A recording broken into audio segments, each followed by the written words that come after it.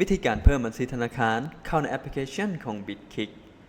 ขั้นตอนทำอิฐให้ท่านเข้าไปที่หน้าหลักของแอปพลิเคชันคลิกเข้าไปที่ฟังก์ชัน Express by Sale และจะขึ้นหน้า Shared Coin ให้พิมพ์ค้นหาเหรียญ USDT การซื้อขายเหรียญผ่านธนาคารแม้นสามารถซื้อขายได้เพียงแต่เหรียญ USDT เท่านั้น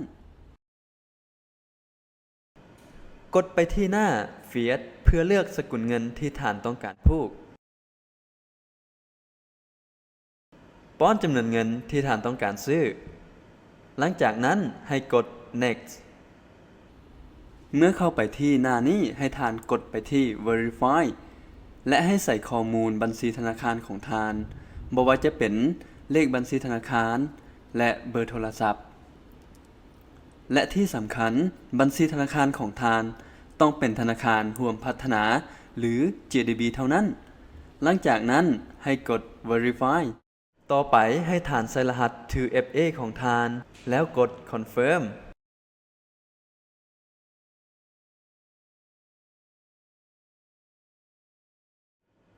ถ้าเพิ่มบัญชีธนาคารสำเร็จจะเห็นเครื่องหมายติ๊กเพื่อกดสอบการเพิ่มบัญชีธนาคารของท่าน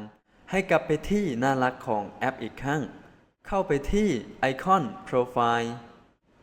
แล้วกดเข้าไปที่ Payment Method ท่านจะเห็นบัญชีธนาคารที่ท่านผูกไว้เพียงเท่านี้การเพิ่มบัญชีธนาคารก็สำเร็จแล้ว